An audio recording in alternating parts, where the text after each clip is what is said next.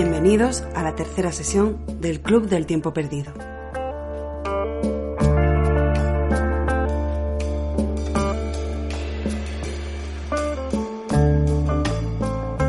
Bueno, grabamos la entradilla por quinta vez, porque las 4 anteriores no han servido para nada. Bienvenido a una nueva edición del Club del Tiempo Perdido. Les habla su gran maestre, Ger Reger, aunque en mi vida cotidiana los que me rodean suelen conocerme como Daniel Aguilar, el librero del Tiempo Perdido en Granada. A mi lado se encuentra, como siempre, Elena Morales. Hola, buen día. Pontífice máximo del club y profesora de Lengua y Literatura y Latín en el Instituto Padre Suárez, también ubicado en Granada, que está aprovechando un receso en su labor educadora y calificadora de adolescentes descarriados. Así es. ¿Qué tal? ¿Cómo te va la tercera semana de encerrona y confinamiento? Bueno, pues aquí como un monillo corrector y por otra parte, no sé, ya esto me parece rutinario y habitual. Quería hacerte un par de preguntas. Una de ellas es que me han mostrado esta mañana que has encontrado un graffiti que se escribía en los hoteles en latín. Bueno, en los hoteles, hostales, posadas.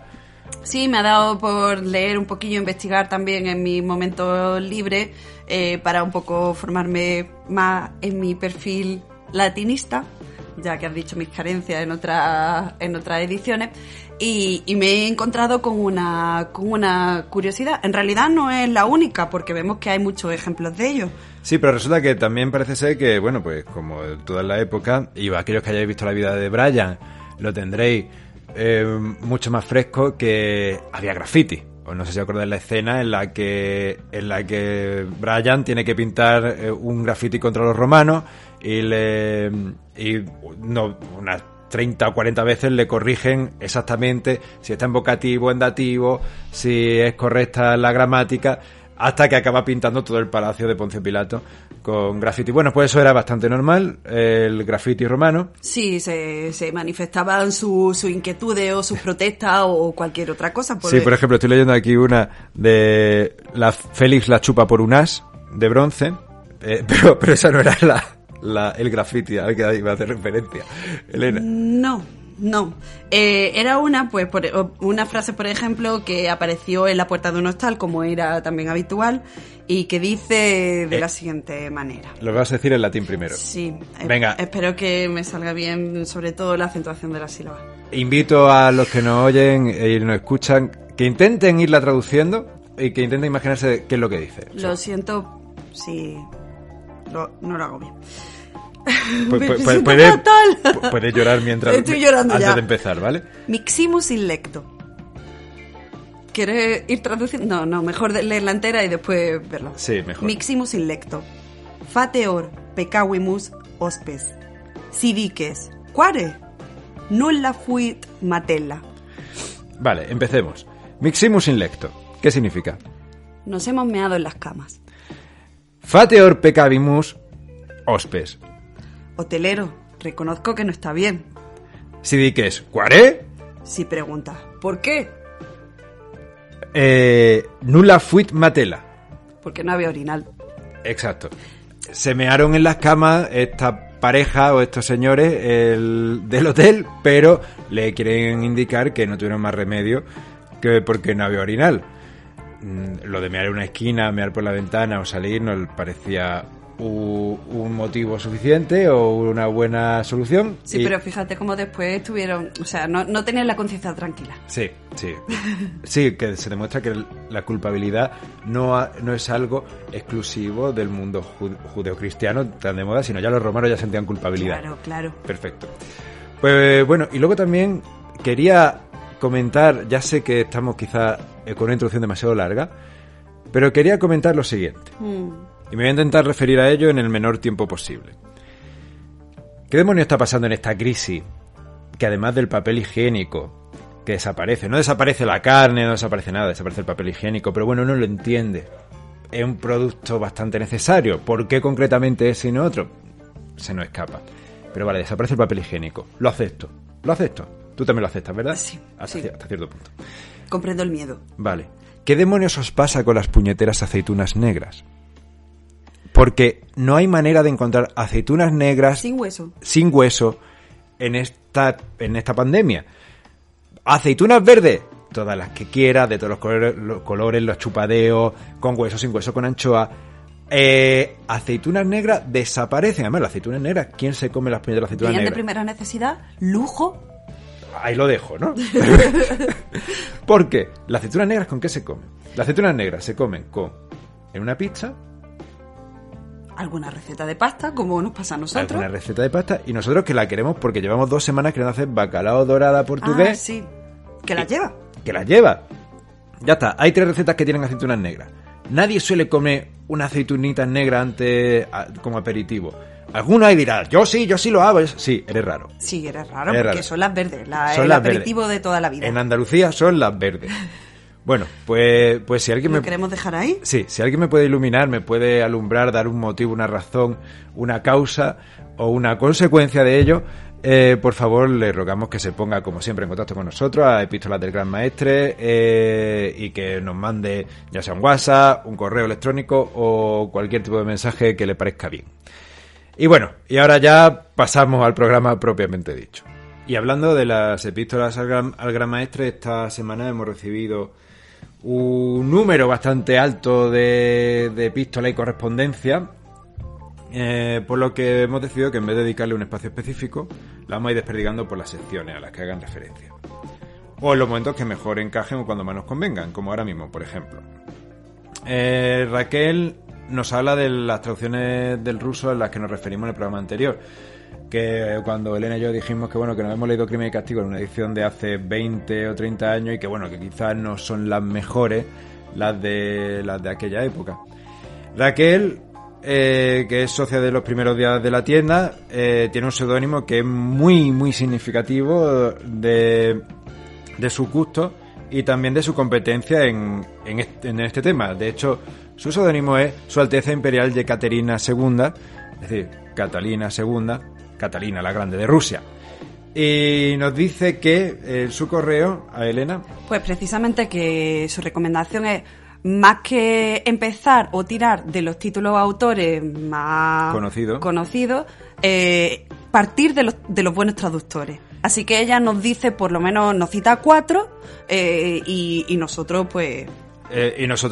vamos a enunciarlos, ¿no? Por ejemplo, les dice que López Morilla fue uno de los traductores españoles pioneros en hacer más cómodo de leer a los rusos y que precisamente a través de la traducción de López Morilla se leyó Crimen y Castigo, y que los mejores son Marta Rebón, Víctor Gallego, Olivia Cooper, y que lo ideal o lo más sensato sería ver qué han traducido ellos e ir empezando por lo que ellos han ido trasladando al castellano, en vez de buscar directamente una obra conocidísima, insigne, y ver si tiene una traducción medianamente decente. Pues lo mejor es a lo que ya sabemos que lo han hecho bien y coger lo que ellos nos propongan, ¿no? Un poco el espíritu también de nuestra tienda. Hay muchísimos libros, por supuesto, que se pueden leer, pero la gente viene a nuestra tienda a ver qué le ofrecemos nosotros, que no necesariamente es lo mejor ni nada, pero bueno, ya sabes que tenemos un criterio y un punto de vista del cual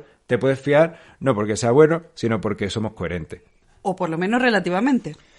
Sí, bueno, a veces no somos tan coherentes, supongo.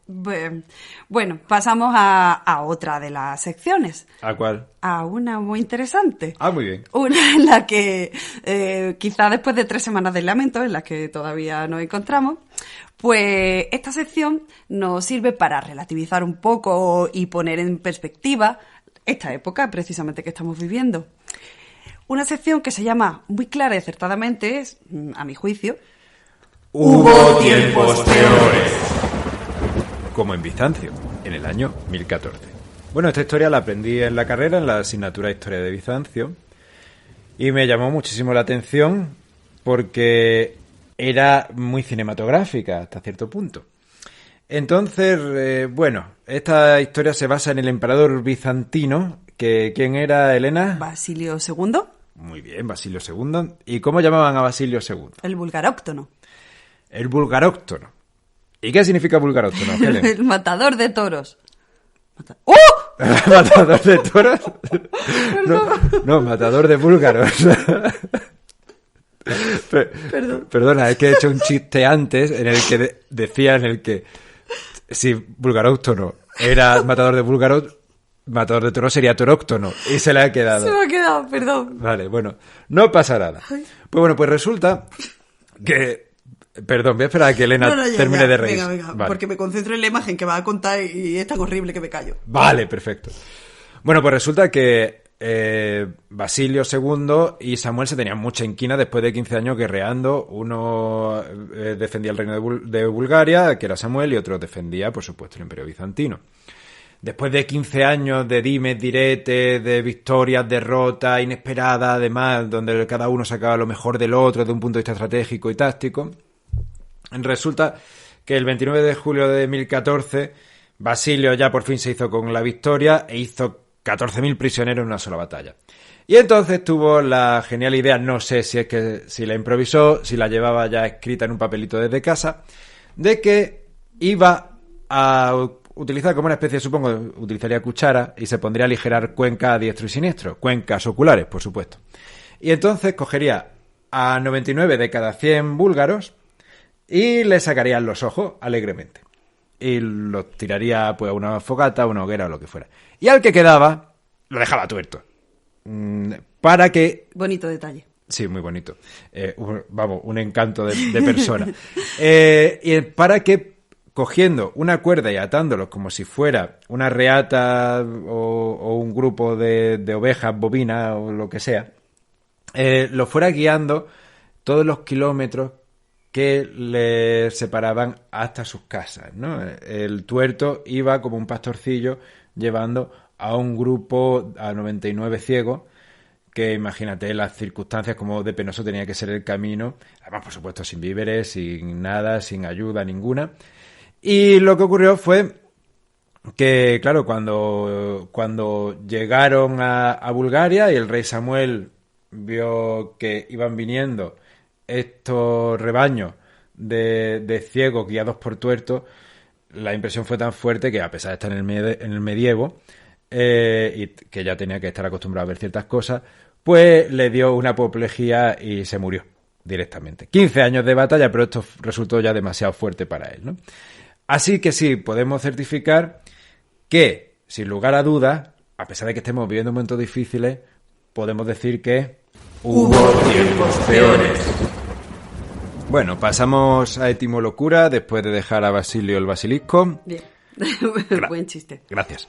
Y bueno, esta semana haremos 2 microsecciones de Etimolocura. La primera es con la palabra tamaño, que ha sido sugerida por nuestro oyente, socio y amigo Jaime Pérez Molina, alias Mijaela la Triste, en el club.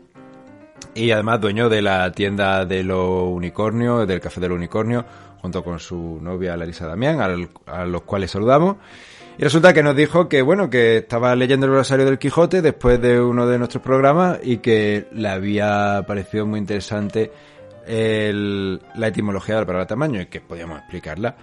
Yo no se me había ocurrido, no tenía ni idea de cuál era la etimología, se lo pregunté a Elena y lo sacó en un segundo, porque ella es la especialista. Y entonces, bueno, pero ahora se la ha traído preparada, así que si puede explicárnosla. Bueno, pues en realidad la etimología está formada por la fusión de la palabra del adverbio tan y el adjetivo magnus. Así que tan magnus da tamaño y literalmente en su origen significaba tan grande.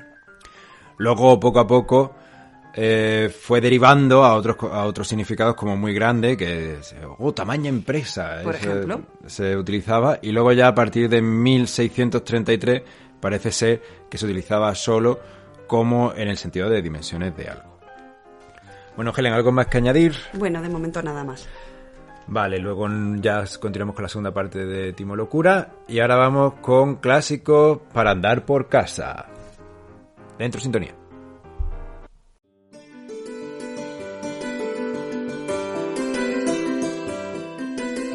Clásicos para andar por casa. A ver, Helen, ¿qué traemos hoy? Bueno, pues hoy traemos una obra que no hemos leído los dos. Sí. Y de la que vamos a hablar un poquito, a ver si no nos enrollamos demasiado, que es Robinson Crusoe. Robinson Crusoe, muy bien, que esta la traemos a colación porque nuestro amigo y socio Julio Moreno Parece ser que va a empezar a leérsela y tiene de seudónimo Julio, ¿cuál era? Dritz Wasevich o algo así, sí. Que no me acuerdo cuál es la relación literaria o de dónde la saca, de algún personaje un poco friki, algo así, de novela de fantasía, creo. Pero bueno, y resulta que claro, que él es deportista, le gusta mucho salir al aire libre, de acampada. Y claro, estos días está un poco enclaustrado hasta tal punto que está empezando a afectarle de alguna manera ese encierro y está montando y desmontando, mientras se cronometra el tiempo que tarda en hacerlo, en el salón de su casa, su tienda de campaña, para luego, supongo, saber hacerlo a ciegas en mitad de la oscuridad en Sierra Nevada. Entonces, claro, como vi que estaba un poco frenético, le recomendé que quizás le podría venir bien Robinson Crusoe. Además tenía que tirar de algunos de los libros de sus padres, ¿no? Que tenía una oferta limitada, pero entre ellos estaba así que nos pareció, de hecho, una lectura perfecta. Sí, porque es de alguien que se queda, entre otras cosas, completamente aislado, tiene que sobrevivir y además también es como un pequeño tratado de gestión y economía doméstica y de cómo manejar y gestionar todos los recursos que se encuentran a su disposición para, desde un punto de vista mercantil, empresarial, optimizarlos, ¿no? Madre mía. Sí, ya. Qué palabra. Sí, la verdad es que repasando el libro, bueno, y la idea que me quedo de él es que es un libro que tiene mucho más de lo que parece, que no es una simple novela de aventura. Sí. Por poner un ejemplo, La Isla del Tesoro, que es uno de mis libros de aventuras favoritos, tendría, desde mi punto de vista, que decir que es un libro de aventura, sí, puro y duro, sí. Con un encanto especial, quizás de los mejores libros que se hayan escrito nunca, sea de aventura o no, pero libro de aventura. Sí. Robinson Crusoe, no podemos decir eso de él, ¿verdad? Fue un poco lo que me sorprendió desde el principio. Cómo empieza precisamente, pues eso, embarcándose, metafórica y literalmente, qué pedante, en la aventura, el protagonista, pero cómo va ya desde que llega, bueno, desde la parte de la isla, porque no empieza directamente ahí, evidentemente, cómo tiene mucho más, es un libro... Vamos a hacer una recopilación primero. Sí. El libro se escribió... A ver, dime la fecha, Helen. En 1719. 1719. Estaba considerada entonces la primera novela inglesa. Sí. Escrita por Daniel Defoe, y a Daniel Defoe se le considera el padre de los novelistas ingleses. Entre otras cosas, Daniel Defoe escribió Moll Flanders, que de hecho hay una película de los años 90. Y que es una novela sobre una pícara, furcia, vígama y ladrona. ¿Qué te parece? Que encaja mucho con tu descripción. Pero bueno.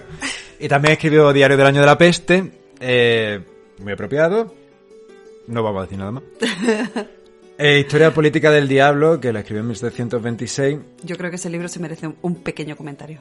Sí, bueno, porque quizás suena a broma, sátira, pero no era para nada una ironía ni ningún sarcasmo, sino que es que Daniel Defoe era profundamente creyente, profundamente cristiano, y creía que realmente que el diablo participaba en la historia mundial, tomando partido en los acontecimientos y en los fenómenos sociales, económicos, bélicos a lo largo de toda la historia. Un poco parecido, supongo que tenía una visión parecida a la Ilíada de la Odisea, donde al final los reyes, claro, al final los dioses toman partido por los reyes y se inmiscuyen. Son como los que van manejando todo. Pues, exacto, son los hados. A mí ese libro me está llamando muchísimo la atención y estoy deseando buscar a ver si hay alguna edición. La historia política del diablo, es verdad, la podríamos buscar.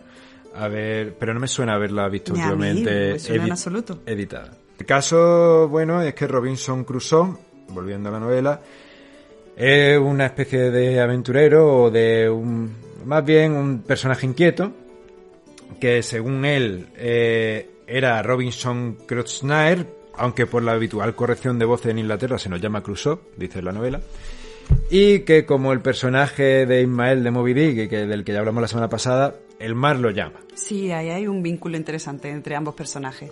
Solo que este es muy joven cuando le comenta a su padre esa inquietud que tiene, esa necesidad, y el padre intenta como que su hijo siente la cabeza. Le dice, sí, bueno, sí, ya tendrás tiempo, pero primero estudia, tengo una carrera, un trabajo serio. Sí, la historia de siempre. Exacto, me hizo muchísimas gracias ver que siempre es lo mismo.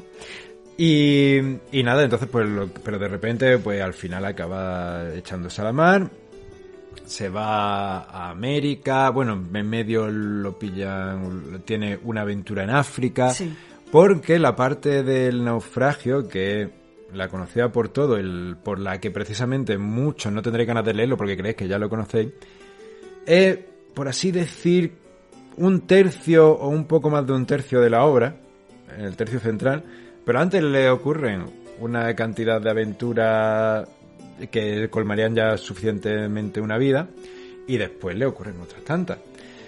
Y además, por ejemplo, hay muchas cosas, muchos detalles que no sabréis, como que, por ejemplo, Robinson Crusoe estuvo en España peleando con un oso en Navarra y cosas por el estilo. Rarísimo. Cuando llegas a esa parte, dices, pero ¿cómo este libro no es el que yo creía que estaba leyendo? Este libro no lo conozco, no tengo ni idea. Y bueno, la cuestión eso es que después de mucho vagar y divagar en su vida y de cuando ya más o menos está medianamente asentado, es cuando llega el naufragio que lo ha hecho tan conocido.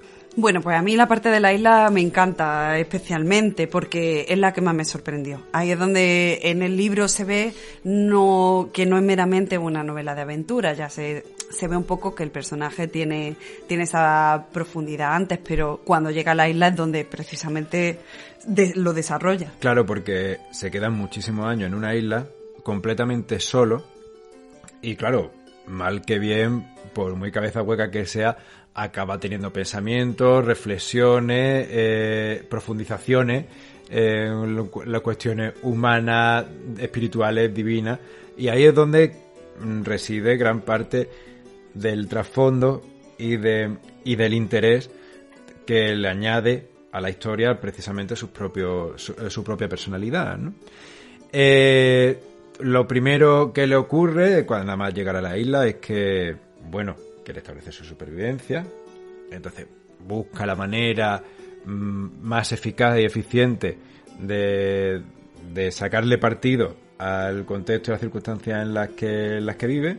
Es una persona que, como cualquiera de nosotros, en principio él no sabe ni trabajar la tierra, ni construir nada, así que lo primero que hace es construirse sus propias herramientas, pero es bastante, como podríamos decir, inutilillo como cualquiera de nosotros. A ver, no un millennial. Tampoco. No, pero era un chico de ciudad que no sabe. No te acuerdas bien.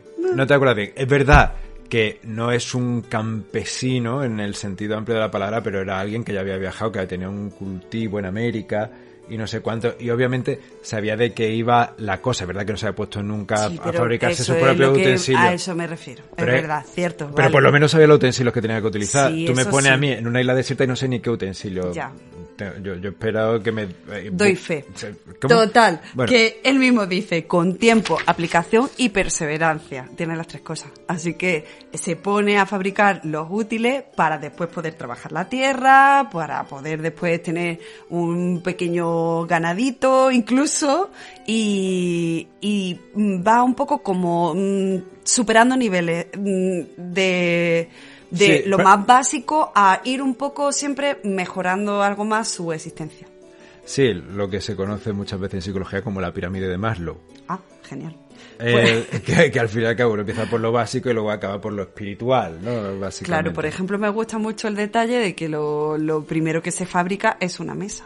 Porque para comer, claro, no como un animal ni como un salvaje, sino como una persona civilizada. Exacto. Una mesa para comer y escribir. Más adelante irá, pues, hasta permitiéndose sus pequeños lujos, como por ejemplo fabricar alcohol. Sí, vamos subiendo la pirámide de Maslow. Vamos mejorando nuestra existencia. La cúspide está borracho todo el día, básicamente. Seguro que los que nos escuchan entienden en estos días la necesidad de... Bueno, total... Ah, es que es curioso, ha salido un artículo magnífico en el periódico que se ha pasado de comprar papel higiénico como loco a expuerta a comprar vino. Sí, vino y aceitunita, cosas así como para aperitivo. Me acordé del tema de las aceitunas, claro. Una vez que tenemos ya el culo como una patena, ahora ya pues a emborracharnos. Qué bonito. Estamos cumpliendo lo mismo que Robinson Crusoe. Exacto, o sea, sí, exacto. También tiene, por ejemplo, animales domésticos casi desde el principio. Un perrillo que... No me acuerdo yo de eso. Sí. Sí me acuerdo de eso. Sí. Pero la historia es muy triste. Bueno, no me acuerdo yo de la tristeza de la historia. Lo que me acuerdo, evidentemente, es que uno de las... No con el perro. De las grandes carencias... Una de las grandes... Me estás dejando muy inquieta. De las grandes carencias del personaje, la compañía. Porque a eso llegaremos un poco al final de esto. Pero claro, desde el principio se siente muy solo. Solo que, como tiene su tiempo también... Planificado. Exacto, estructurado y utilizado, porque él mismo dice, tengo que arreglar mis horas de trabajo, salida, sueño y esparcimiento. O sea, una persona metódica al máximo. Y al igual que lo que recomiendan ahora hacer durante el confinamiento. Para no deprimirnos, ni agobiarnos, ni angustiarnos. Exacto, tener una especie de planificación diaria. Por favor, leed Robinson Crusoe. Porque creo que os va a servir mucho y además, dentro de lo que cabe, también una prueba de que hubo tiempos peores. Ay, y aparte es divertido. Sí. Además, siempre tiene mucho encanto el libro. Desde un punto de vista literario, los escritores ingleses, desde mi punto de vista, sobre todo hasta el siglo XIX y principios del siglo XX, tienen un encanto especial. Digamos que es que hasta cierto punto los ingleses, y que me perdonen todos los anglosajones que no escuchan, pero no tienen otro arte, ¿vale? Uy. Pero en ese arte son muy buenos. Es el arte de los ingleses, la literatura, la palabra. Verdad. Hablan muy bien, se valoraba mucho expresarse bien retórica y dialécticamente, y además precisamente donde más han destacado, donde tienen más fueras de serie, por así decir, en ningún arte, es la literatura y en la escritura, en el teatro. Como pintores no es que tengan muchos, por ejemplo. Es verdad, me estás convenciendo. Tienen a Turner y a Constable. No es que haya unos músicos ingleses magníficos, lo hay, pero no son de los grandes. Escultores buenos, artistas en general. Es que ni futbolistas ya le salen buenos, básicamente. Total. No sé, no puedo opinar. Pero como escritores siempre merecen la pena, ya está. No voy a entrar más en camisa de once varas. Además ahora como está el Brexit seguro que están las cosas demasiado tensas y no quiero contribuir a que haya mayor tensión entre Europa e Inglaterra. Pero bueno, perdona. Yo me gustaría llegar un poco al tema de la espiritualidad. Aunque sea así someramente. Hoy como nosotros. Yo no hago yoga, yo no hago yoga. Claro. Bueno, total. Al principio el personaje no es especialmente religioso ni espiritual, es, como digo, es bastante práctico, pragmático, racional, va a lo necesario. Pero se pone muy enfermo, bastante al principio también. Se pone muy, muy enfermo, está el pobrecito fatal y quiere resistir y sobrevivir a la enfermedad, quiere sobreponerse, que no es... Eso, ahí está el espíritu de supervivencia de cualquier ser humano, por muy... dejado de la mano de Dios que esté. Exacto, claro. Y muy horrible que sea su circunstancia, quiere sobrevivir. Así que empieza solo tiene un libro que ha podido rescatar y traer, solo tiene la Biblia, pero dice que no, cuando lo ojea no entiende muy bien. Sí, no le llama. Sí, no exacto, el mensaje religioso, Dios, sí. Sino que simplemente un poco lo lee pues por tener algo que hacer, a lo que agarrarse, ¿no? Claro, porque la Biblia es divertida, ¿eh? Claro, eso por otra parte. Sobre todo el Antiguo Testamento. Y entonces empieza poco a poco a mejorar físicamente, pero también achaca o enlaza o vincula esa mejoría a esa sujeción espiritual que le ha aportado la lectura de la Biblia. Y dice que pronto su espíritu se sintió más aligerado.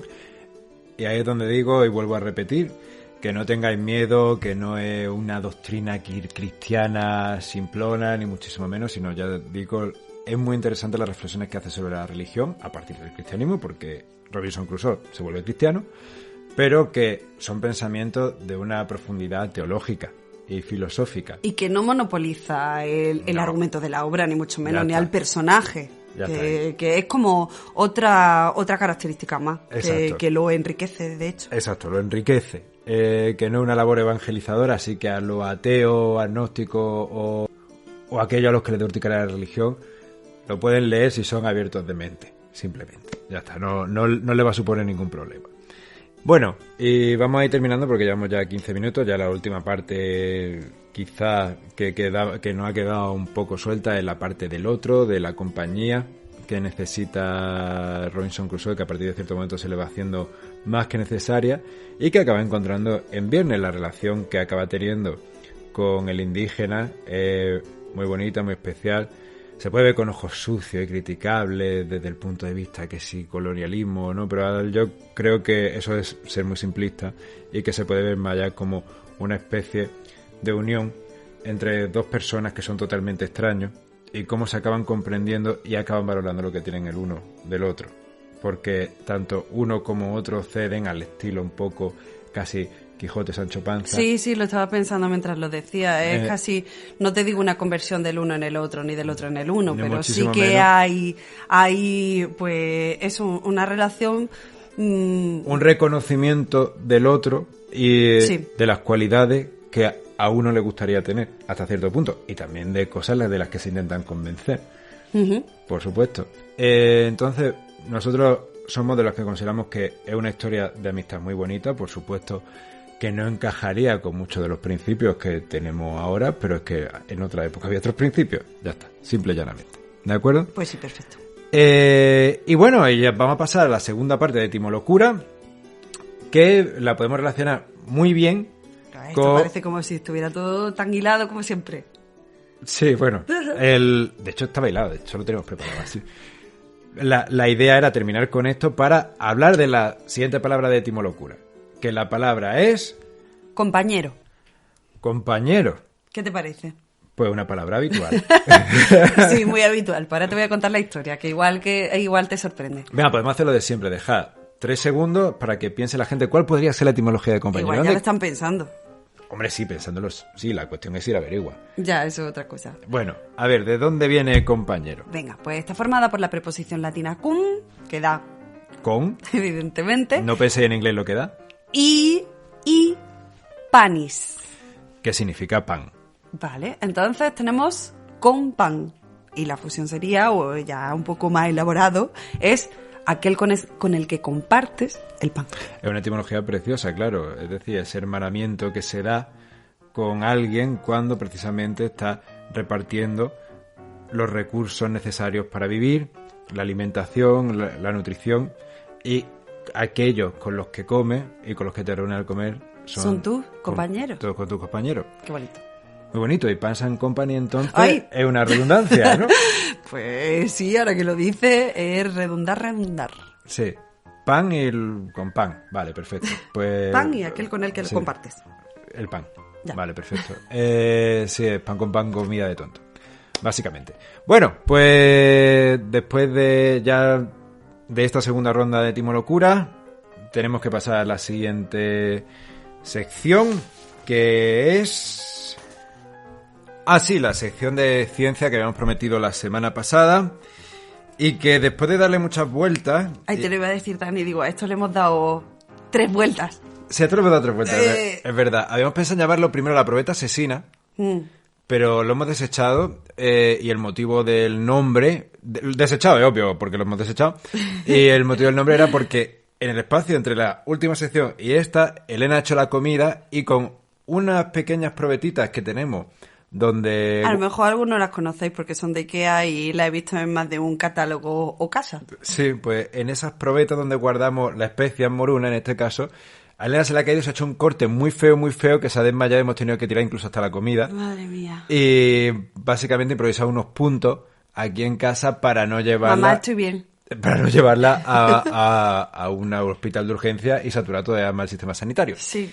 Así que esa era nuestra primera idea, pero después de que Elena se recuperara de su desmayo decimonónico y darle las sales, ¿no?, que se daba aquí en la época, hemos estado pensando un poco, por primera vez más de 5 minutos, y bueno, tampoco es que estemos muy frescos. Elena, de hecho, todavía no tiene suficiente riego sanguíneo por todo el plasma que ha perdido. Y hemos llegado a la conclusión de salir del paso llamándole la ciencia a mi alcance. No a vuestro alcance, sino a mi alcance. Porque es la que yo conozca, la que nosotros podamos llegar aquí y tener a nuestra mano de nuestra biblioteca, que leamos algo que nos parezca divertido, interesante y más o menos intentar explicaros a vosotros, pues, algunos de esos recodos y secretillos de la ciencia que puedan fomentar vuestra curiosidad, ¿no? Pues bueno, hoy vamos a empezar con el caso de las coles de Bruselas. Oh, interesante, misterioso, sí, enigmático. Y a la vez gastronómico y cultural. Claro. Y internacional, porque son de Bruselas. Ah, bueno, claro. Tocamos todo. Bueno, ¿a ti te gustan las coles de Bruselas? Pues resulta que sí. ¿Te gustan las coles de Bruselas? A mí sí me gustan. De hecho, yo era una niña rara, ya, por eso. Sí. Bueno, mi madre no las cocinó nunca. Y tú te escapabas y las comprabas escondidas. No era algo así, pero no, en el comedor del colegio, el día que había coles, no le gustaban a nadie, casi a nadie, de todas las que nos quedábamos a comer, y a mí me encantaban. Pues me viene muy al caso, porque sabrás que casi todo el mundo, sobre todo la gente de bien y de buena familia, odia las coles de Bruselas.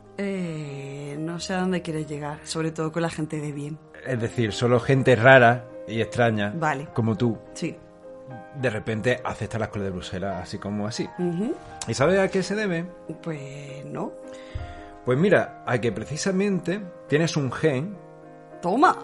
Sí. ¿A lo bien? No. Bueno. En este caso te permite saborear.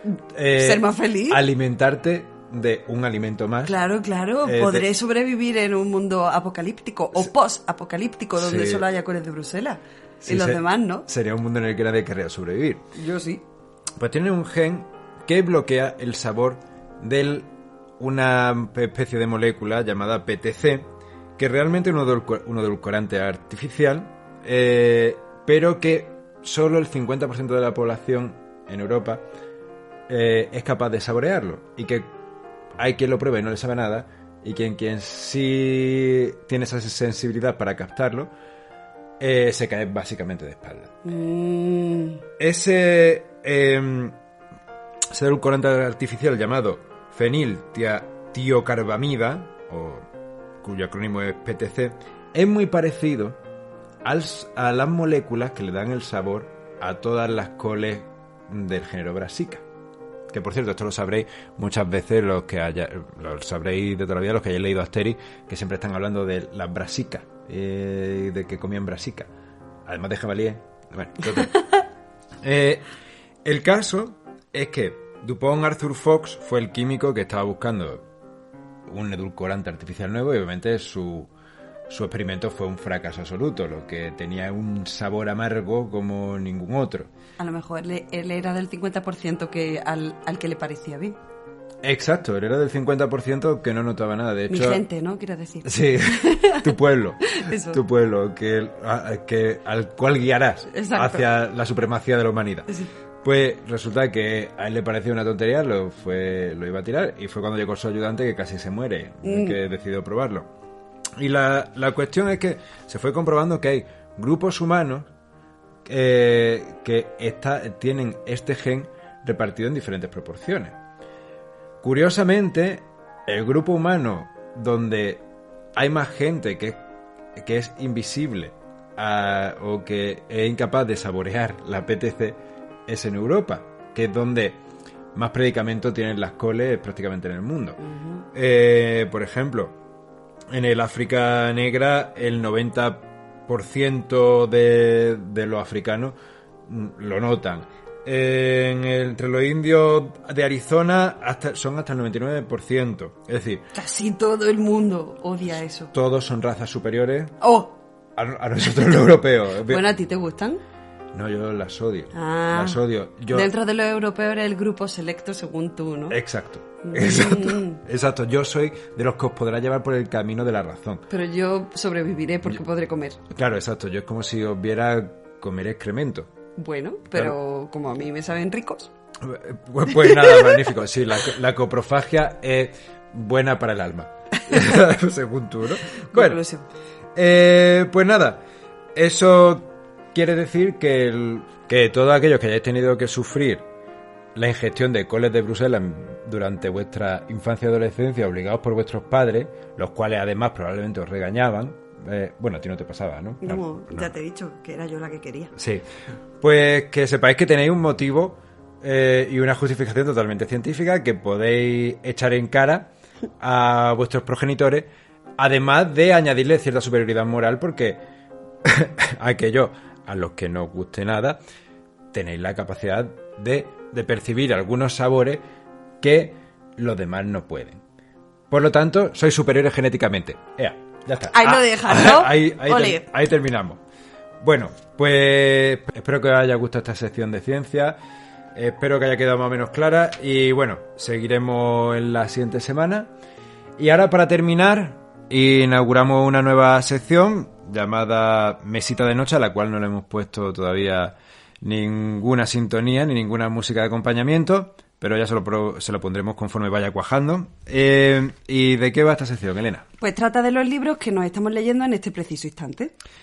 Sí, la hemos añadido para diferenciarla o diversificar los libros de los que hablamos en el podcast, porque la sección de El clásico de andar por casa al fin y al cabo es un tipo de libro muy concreto, ¿no? Y esto de lo que nos estamos leyendo ahora mismo, pues al fin y al cabo abre un poquito más el abanico de oportunidades. Vosotros diréis, bueno, pero que es que quizá está muy bien, pero lo único que vaya a conseguir es ponerme los dientes largos, ¿verdad? Hombre, claro, pero siempre pienso que viene bien, pues, para un futuro en el que cualquiera pueda comprar algún libro. Sí, mirar un poquito al horizonte. Llegará, ¿no? Más tarde o más pronto que tarde, digo yo. Sí, y además resulta que hemos descubierto también, esto es un poquito de promoción, no lo vamos a negar. Pero pienso que puede ser interesante. Sí, hemos descubierto que la distribuidora con la que trabajamos tiene la posibilidad de dropshipping. ¿Qué es el dropshipping? Una forma inglesa de decir algo básico, que te pueden entregar los libros en tu casa directamente simplemente cargando unos costes de envío. Siempre y cuando lo pidas a través de nosotros. ¿Que te interesa, por ejemplo, la Celestina, que la recomendamos la semana pasada? Y que no puedes esperar. Y no puedes esperar. Dices, Dios mío, tengo una ganas de la Celestina que me muero. Pues os ponéis en contacto con nosotros y os lo podemos pedir y se os añaden 4 euros de gasto de envío.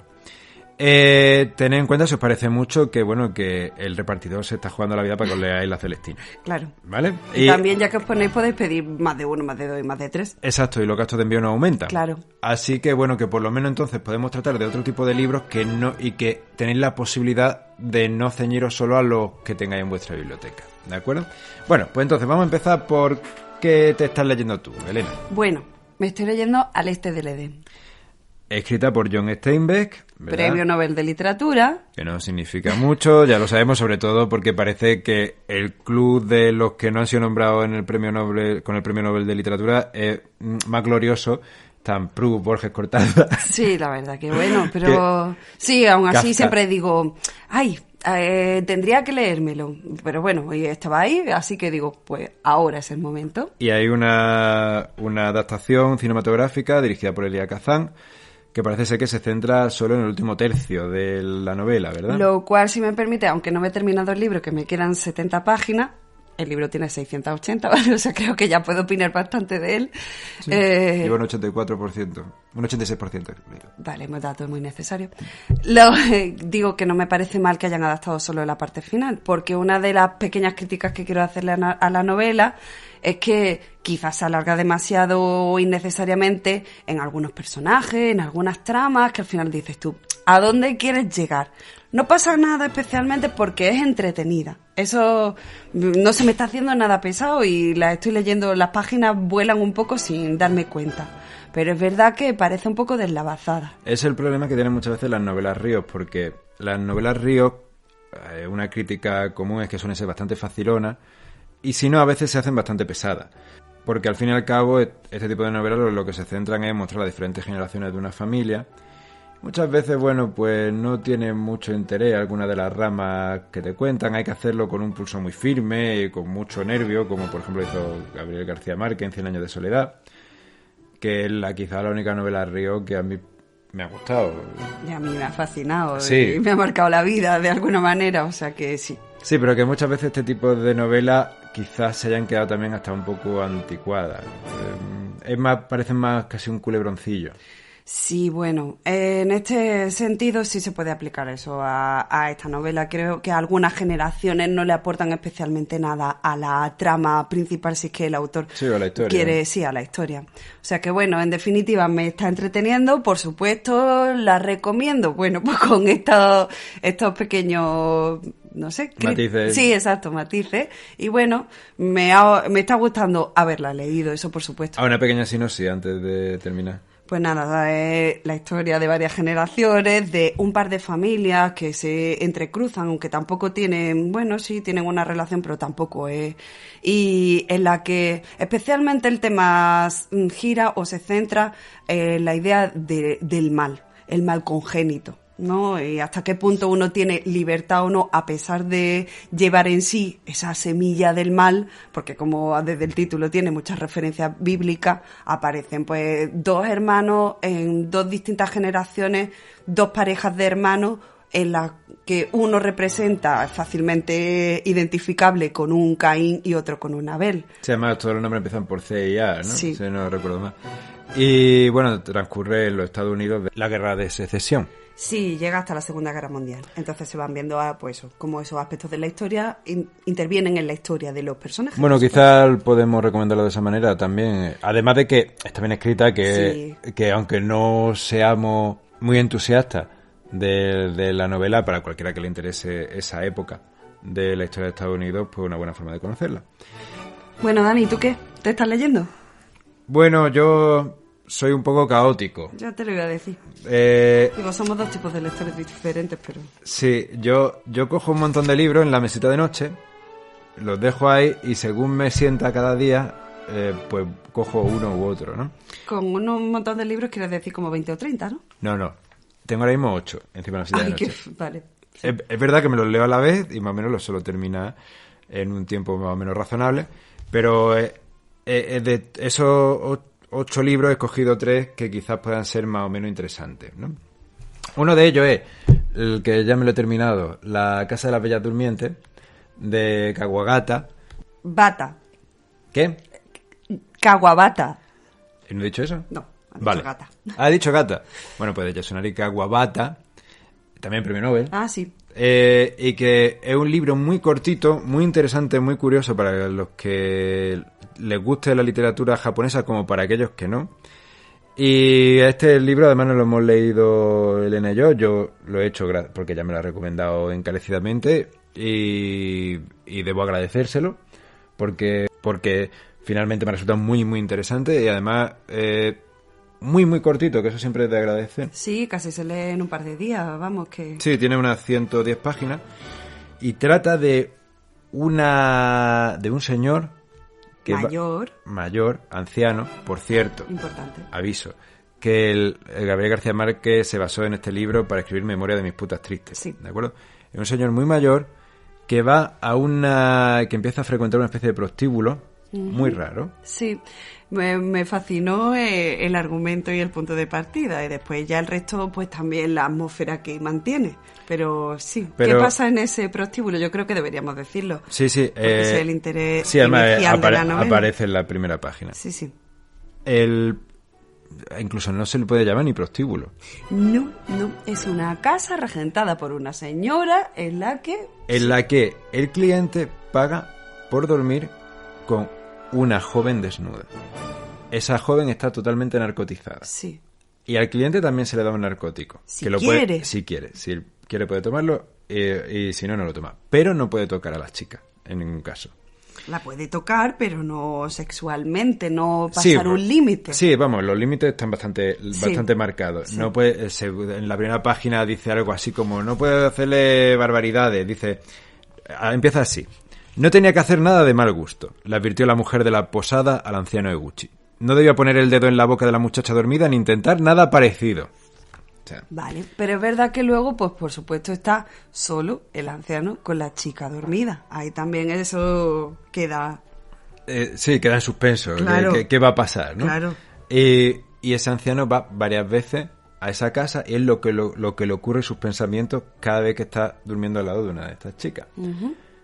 Es muy interesante, muy sencillo, muy ligero y es perfecto además para introducirte, por ejemplo, a la literatura japonesa o la literatura de Kawabata, si no has leído nada antes, ¿no? Muy bien. Y luego ya, estos 2 libros ya sí me lo he leído yo, simplemente no, Elena todavía no lo ha cogido. Son Una borrachera cósmica, un libro que recomiendo mucho, es muy divertido. No es una maravilla tal y como está escrito, pero sí es muy, muy, muy interesante, que es Una historia universal del placer de beber, escrito por Mark Forsyth y editado por Ariel. Y entonces pues te cuenta la historia del alcohol. A mí, no sé, cualquier cosa que me contaba me parecía interesantísimo, y aunque no lo estaba leyendo me daban unas ganas de beber locas. Sí, lo que pasa es que últimamente no puedes beber porque Sí. está un poco embarazada. Ah, bueno. Sí, lo anunciamos aquí, para quien no lo sepa. Sí, pues tengo muchas ganas de beber muchas más. Claro. Y sí, bueno, salvo cuando uno lee la parte de los egipcios. Claro, que Sí. tú sí lo estabas leyendo en profundidad y a ti igual se te han quitado bastante las ganas. Sí, ¿no? se te quitan las ganas, porque lo que hacían los egipcios, según este libro de Una borrachera cósmica, que está contado además con mucho sentido del humor, de manera muy ligera, eran auténticas orgías depravadas de fornicación, borrachera y vómito. No Y- suena muy apetecible. Y además había que hacerlo todo. Pero que no a la vez. Sí. Básicamente. No, pues había que hacerlo Dios, todo a la Dios. vez en medio de una explanada que era algo así como esos polígonos de la ruta del bacalao. Hostia, Dani, que Supongo, sí, ya es que La ya referencia. tengo una edad. Es que ahora que hay la ruta Una rave, una rave. una rave, eso también creo que ya ha quedado Yo creo que desfasado. también, Ahora yo está creo la que ruta del también. reggaetón, ¿no? Ay, Supongo. yo qué sé. Bueno, total. El caso es que se juntaban todo esto de repente en una especie... ¿Habéis visto en Matrix Reloaded cuando se ponen de repente todos a bailar en Sion? De una manera que podría decirse más o menos arbitraria, que es porque sí. Pues lo mismo, pero fornicando muy duro.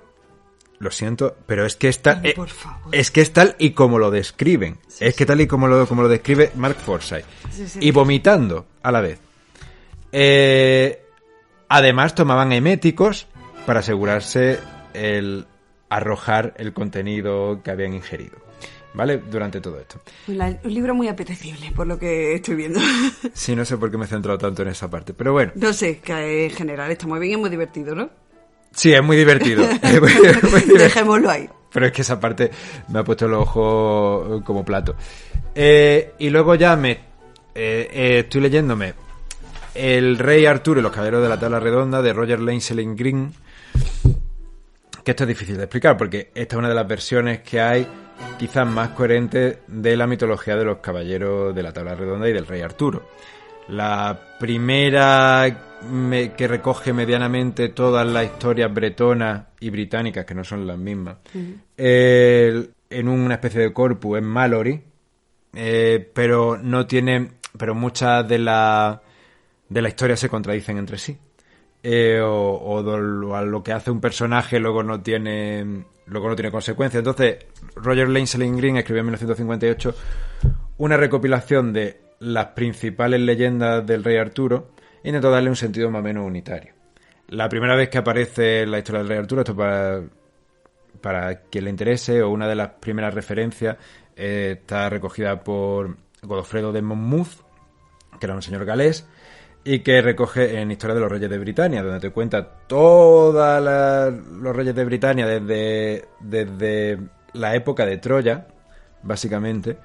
Y diréis, ¿qué tienen que ver Troya con los británicos? Sí, pues es curioso porque en muchísimas mitologías nórdicas, en casi todas las que he leído, de los germanos, los vikingos, en las sagas cortas irlandesas, muchos consideran que provienen de troyanos huidos después de la caída de Troya, ¿no?